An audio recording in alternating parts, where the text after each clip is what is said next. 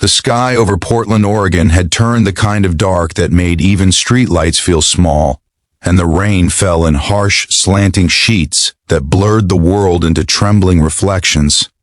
It was on that storm-heavy evening that a single mom named Grace Turner pressed her forehead against the steering wheel of her old minivan, praying it wouldn't stall again. Her clothes were soaked from rushing out of her double shift, her hair clung to her face, and the weight of unpaid bills sat heavy in her chest. She was seconds away from breaking down when she suddenly saw something that made her heart jolt. An old man stumbling helplessly through the rain, holding his hand to his chest as if each breath hurt. He looked lost, fragile, and just one slip away from collapsing on the cold sidewalk. And in that split second, Grace forgot her exhaustion, forgot her worries, and reacted purely out of instinct.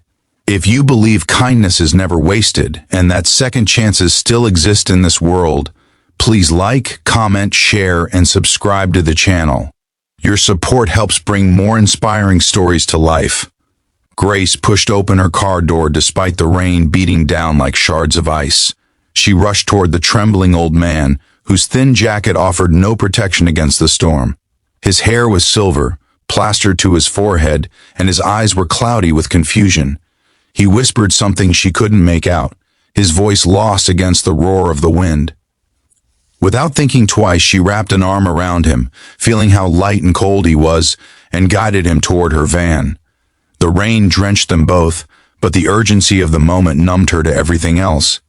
She eased him inside, buckled him in, and cranked the heater to full blast. As she drove slowly through the rain-slicked streets, he kept glancing at her with a mix of gratitude and fear, like someone who had learned not to expect help from the world anymore. She asked where he lived, and he gave her an address in a trembling whisper, a small neighborhood at the far edge of the city. She recognized the area. It wasn't dangerous, just neglected, full of old houses and forgotten faces. By the time she reached his street, his breathing had steadied slightly. She helped him up the walkway, unlocked his door using the keys in his shaky hand, and guided him inside, noticing how dim and lonely the house felt. Before she left, she made him tea, dried his shaking hands with a towel, and scribbled her number on a scrap of paper in case he needed help. Then she slipped quietly out the door, never expecting to hear from him again. Grace returned to her minivan feeling shaken and strangely emotional. The old man's frailty reminded her of her late father, and something about the way he looked at the steaming mug of tea, like kindness was a forgotten language, haunted her all night. She had done what anyone should do, she told herself, but deep inside she knew many would have driven past him. She hoped she had done enough. The next morning the rain had stopped, leaving the city washed clean in pale sunlight. Grace was still half asleep when she stepped outside to take her daughter Chloe to school. But the moment she reached the end of her driveway, she froze.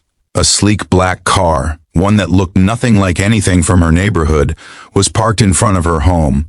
A man in a tailored gray coat stood beside it, tall, tense, and clearly searching for someone. At first she panicked, thinking something had gone wrong with her taxes or her landlord or some random expensive problem she couldn't afford. But when the stranger turned and saw her, his expression shifted into something she couldn't quite read. "Are you Grace Turner?" he asked, though not rudely. There was urgency and something like raw emotion in his eyes. Grace nodded cautiously. "I'm Michael Davenport," he said. "You helped my father last night." The relief that washed through her made her knees soften. She asked if the old man was okay, and Michael nodded with gratitude that seemed too deep for words. He explained that his father, Walter Davenport, had wandered out during a moment of severe confusion brought on by his worsening condition. Their family doctor had said that if Walter had remained in the cold rain even 30 more minutes, he might not have survived the night. Grace felt her throat tighten, realizing just how close the old man had been to dying on that lonely sidewalk. Michael added that his father had remembered her kindness vividly. He had insisted, with what little strength he had, that his son find the young woman with kind eyes and thank her personally. Something in the way Michael spoke, steady, sincere, but trembling at the edges, made Grace see past the expensive coat and polished car. He was just a son who had nearly lost his father. Michael then asked if she would mind visiting his father, who wished to see her. Grace hesitated. She was already late for work, and she couldn't afford losing even an hour. But the memory of the old man shaking hands and frightened eyes pulled her forward. She agreed, telling Chloe they'd swing by her school right after.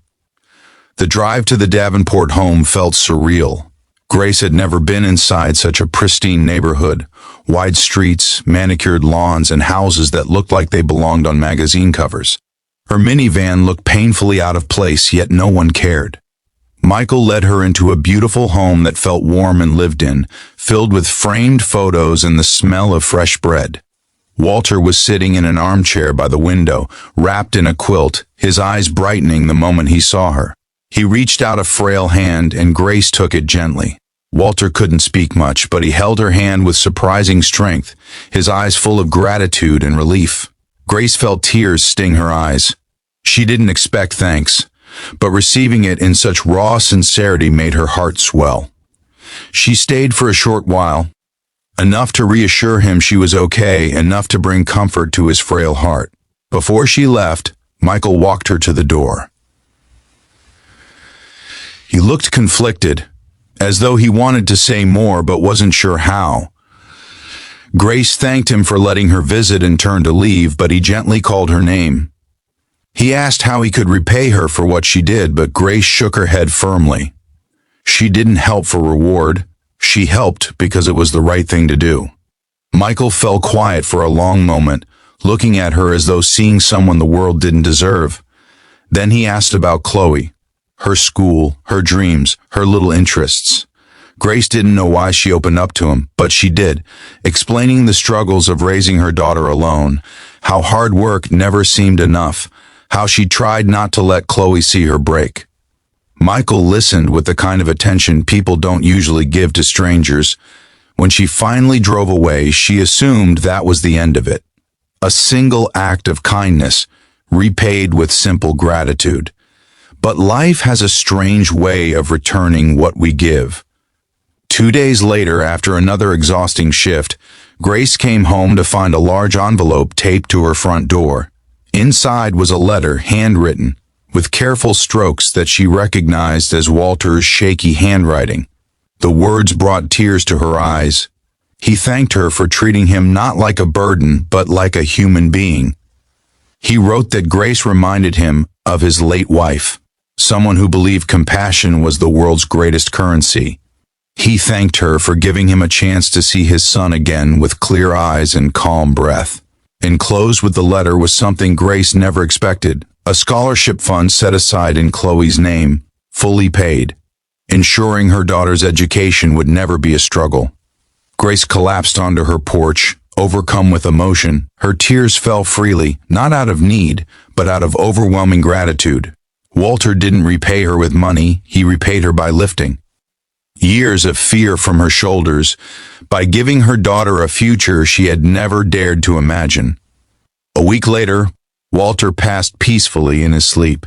His last days were filled with warmth and clarity, something Michael said would never have happened if Grace hadn't helped him that night. Michael visited Grace and Chloe often after that, sometimes bringing groceries, sometimes bringing laughter. He said she had become part of his father's final piece, and he wanted her to know she wasn't alone anymore. Grace didn't expect anything from him, but sometimes life gives back in ways we never thought possible. If this story touched your heart, please like, comment, share, and subscribe. Your support helps keep these emotional stories alive. Before the ending, please comment below, kindness lives on. Grace often looked back on that stormy night and realized something powerful. She was exhausted, overwhelmed, and struggling. But even then, she had chosen kindness. And that single choice didn't just save a life, it changed hers forever. In the simplest moment of compassion, helping an old man walk through the rain, Grace discovered that blessings have a quiet way of returning, often when we need them most.